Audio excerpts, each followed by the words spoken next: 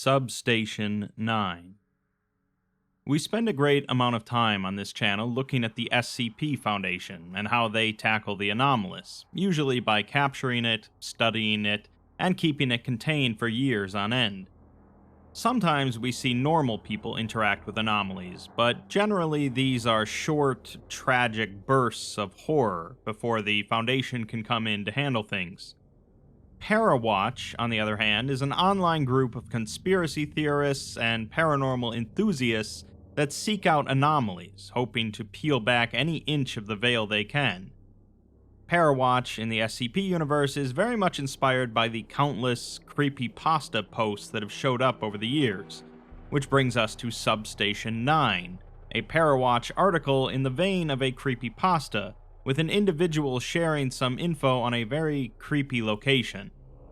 I'll note that this article does feature a handful of images and videos which greatly add to the experience, but I've chosen to narrate over them to avoid interruptions. With that out of the way, let's take a look.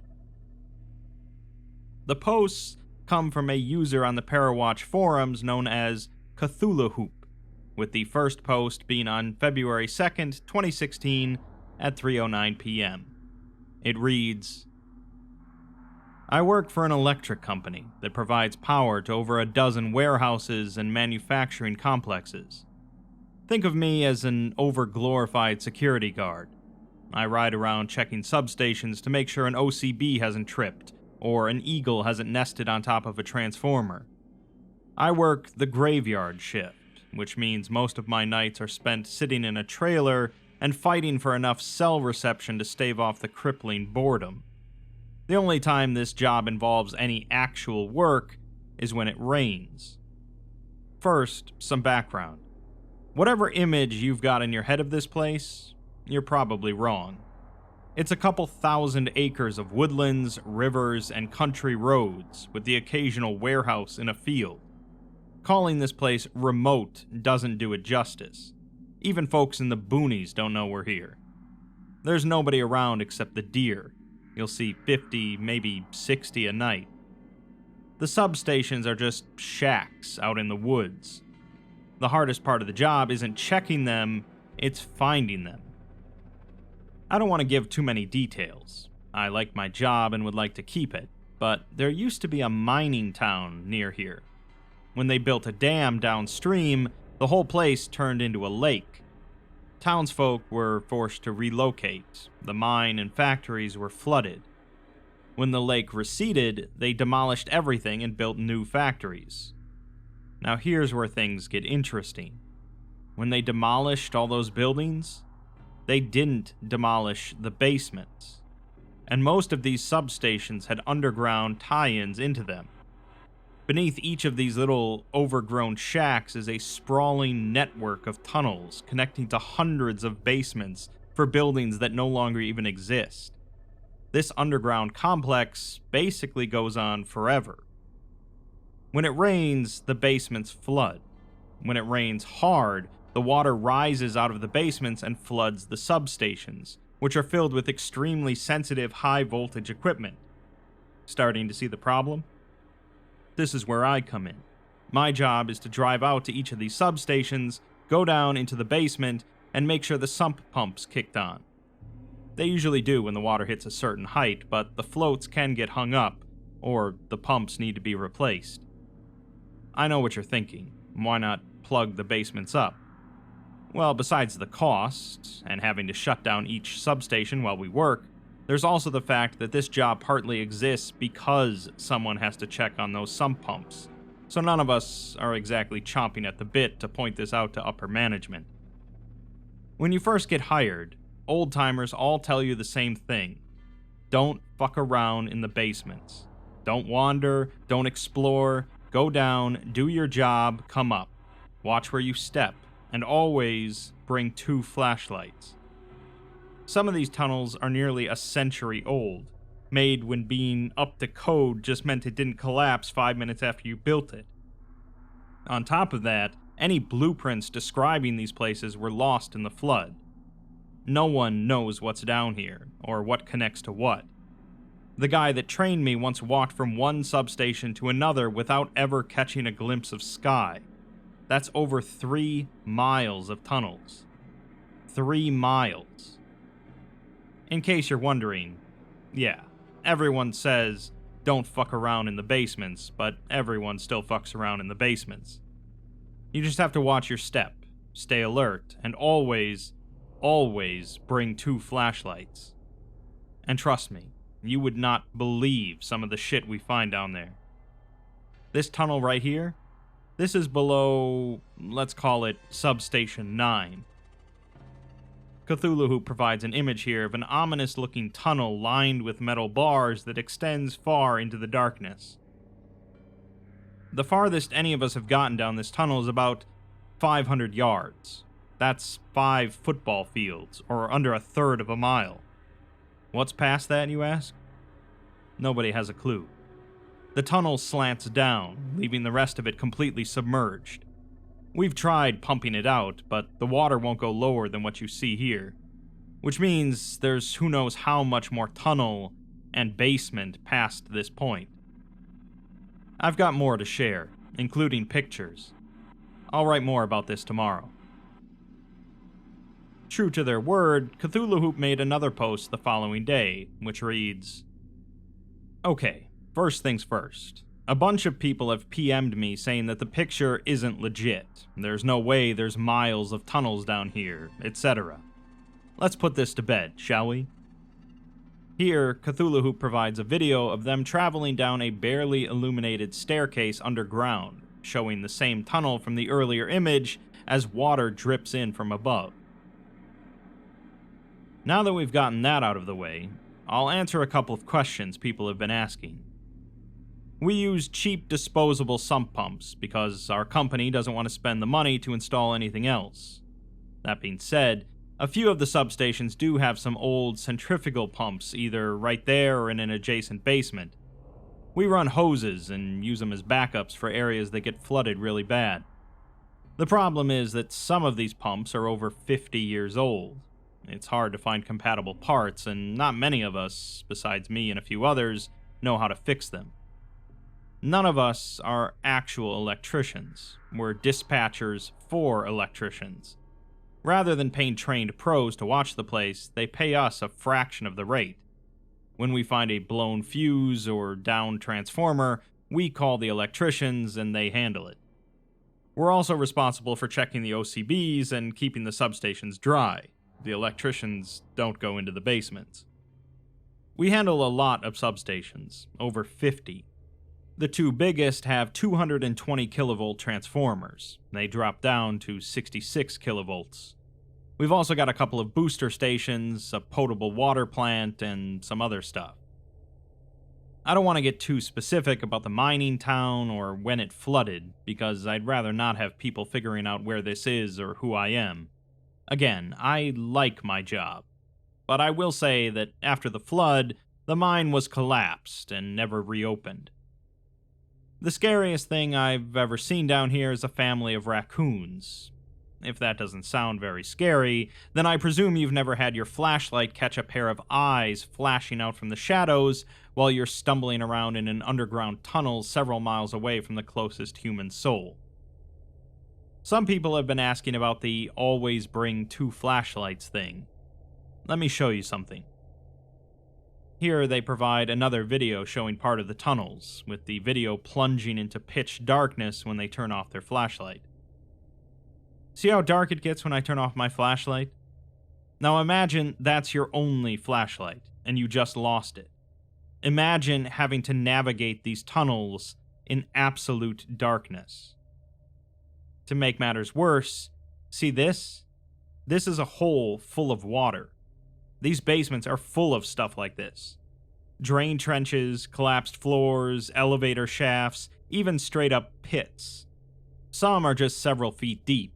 Others are several dozens of feet. A coworker of mine has fallen into one of these things, and let me tell you, they ain't no joke. Some even go down to a lower sub-basement that's been completely flooded. There's entire chambers down here full of old pumps and machines that have been submerged for decades. Again, you would not believe some of the shit we find down here. 2 days later, Cthulhu Hoop updates with some more information. Okay, it's been a while since I last posted, but I wanted to answer a few more questions. When we go down, we carry an O2 monitor. Mainly, we're worried about things like pockets of nitrogen. We also wear heavy gloves, rubber steel-toed boots, and ventilation masks in case of asbestos. A lot of these places smell pretty much exactly how they look. Sometimes they smell worse. You can still find some things from the old town above ground, in the woods. Mostly concrete slabs, but there's a rusted husk of a truck sitting in a tree somewhere. We have no idea where the collapsed mine is, and quite frankly, none of us are interested in looking for it. It's probably filled with poisonous fumes and other toxic, nasty shit. There aren't a lot of animals down here, because there aren't a lot of ways in that we don't directly control. I still have no idea how the fuck those raccoons managed it. Some of you have been asking me if anyone's ever actually gotten lost down here. Well, about that. Remember the 2 flashlight thing? It's just good sense. It's hard enough to find your way around down here. How are you going to manage without light? There's no phone reception either. Just you, alone, with miles and miles of decaying concrete, rancid pools of water, and rusted machines in pitch-black darkness. But we've got a saying in industrial work. Every rule is written in blood. The reason we all carry 2 flashlights is because of what happened when someone didn't. I had a coworker. Let's call him John. He was a good guy. Clever, good head for numbers, kept to himself, real quiet. Along with me and 3 others, we handled the graveyard shifts for the whole crew. One year, during a thaw, the sump pumps were getting overwhelmed. Too much water coming in, they couldn't dump it fast enough. John wanted to hook up some of these old centrifugal pumps that were just sitting around in these basements, use them to give our own pumps a fighting chance. It was a good idea, but a lot of work. Some of these pumps hadn't seen action for decades. But John stuck with it. He hunted down every pump he could find, serviced them, hooked them up with hoses, and managed to keep our substations dry all the way until late spring. A few days after we got things under control, I did a swap and ended up coming in during a day shift. I was John's relief. When I got to the trailer, the truck was missing, and John was gone. The last entry in the logbook mentioned heading out to check on the sump pump in one of the substations. I had to walk there. The truck was right outside, still idling. I went downstairs and searched for over 2 hours for John. Then I called the police. There was an investigation, a search, whole 9 yards. Most of us came in off the book to help. We looked through those tunnels for a month, maybe even longer. Never found so much as hair or hide of him. About a year later, another coworker, we'll call her Patrice, took me aside. She showed me something she found during one of her rounds. A flashlight with dead batteries. It had some tape wrapped around the pommel with John's initials soldered on it. Another couple of days later, Cthulhu Hoop comes back with another video. People are expressing skepticism regarding the size of these basements and whether they're not all really interconnected. I took a short video to try and give you a sense of scope. Here. Cthulhu Hoop shows another video, around 3.5 minutes long, of them moving through a number of different rooms and sections of the dark basements, illuminated only by their flashlight. See that tunnel at the end? That's part of a whole other facility that's just as big as the one I started in. I'll try to take footage of it later. Anyway, more answers to questions. Company policy is that we're not supposed to be exploring these spaces. They know we do it, but they pretend not to know. No, we never found John. As far as the police are concerned, he wandered off into the woods. As far as we're concerned, he fell into a flooded sub-basement and drowned. For those of you saying we ought to have shut the facility down, drained the basements completely, and kept looking for John, that's basically what we tried to do. Again, some of these sub-basements cannot be drained. Water just keeps getting in, either from the river or from the flooded mine, possibly both. Remember, you're dealing with massive underground structures that have been filling with water for decades. Unless you're willing to start a billion-dollar excavation project to dig out all these basements, there's literally no way to recover that body. If you think it sounds creepy to work inside a massive underground complex knowing that the drowned corpse of your coworker is lurking in a flooded sub-basement somewhere under your feet, well, you're right. It's creepy as hell, actually. It's why most of us stay far the fuck away from the substation he vanished under. A lot of you have said you want to hear about some spookums. Well, I know this is going to be disappointing, but outside of what happened to John, literally nothing spooky has ever happened to me here. A few of my coworkers have told me about some things they've encountered, though. I don't know whether you should trust them, but I'll provide a few examples. Patrice says that on at least 3 separate occasions, she's heard something like muffled, old-timey radio music playing from below. She didn't recognize the song, but says it was the same one all 3 times. Ed, the guy who trained me, says he's heard some of the old original pumps kicking on by themselves. This actually isn't all that weird. John repaired a bunch of them, some we still use even today, but Ed claims the ones he's heard kicking on aren't the ones John repaired. They're deeper in, somewhere in the parts of the complex that we haven't explored yet.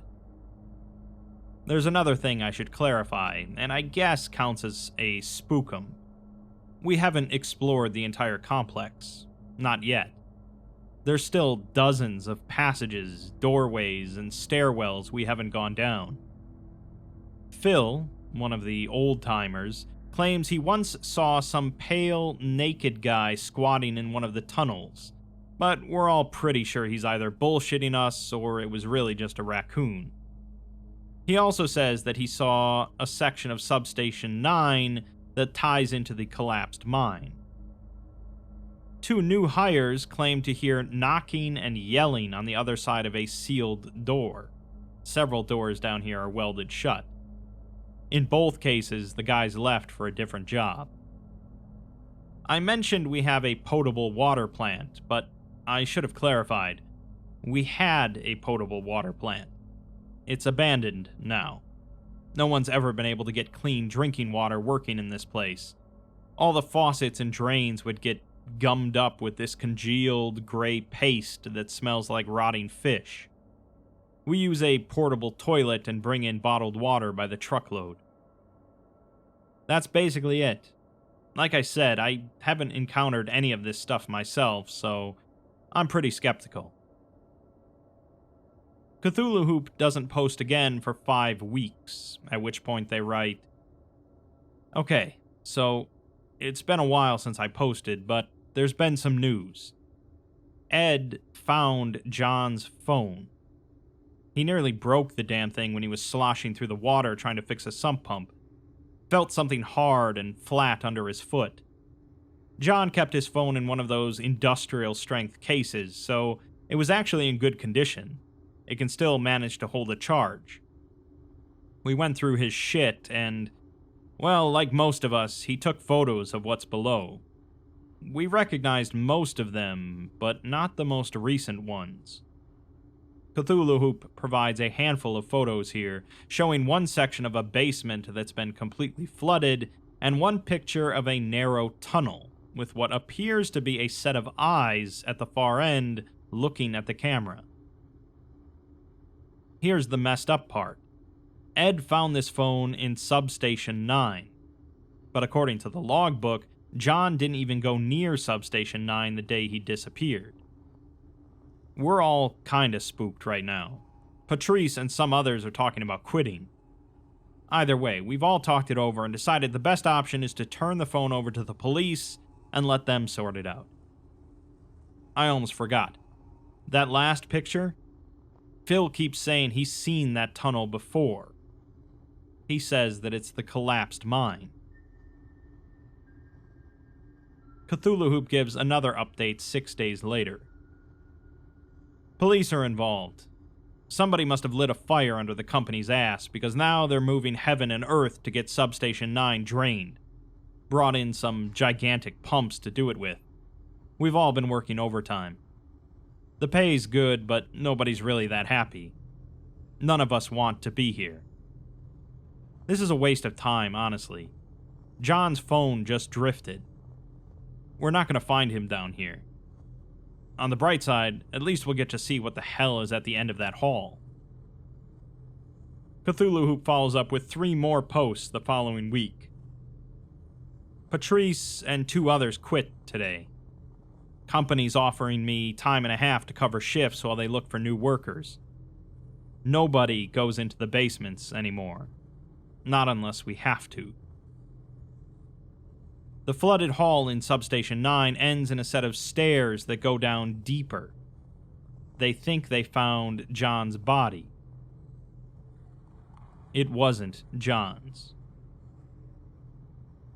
Lastly, Cthulhu Hoop gives their final post, consisting of just a 6.5-minute long video. The video begins with them walking down a staircase into the partially flooded basement. They look around for some time, their meager flashlight offering only scant illumination, and the only sound is of their breathing and their footsteps in the water.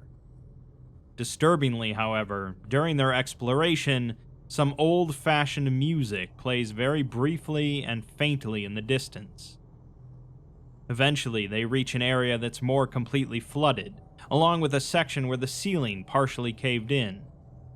It's clear that these are the sections that were photographed on John's phone.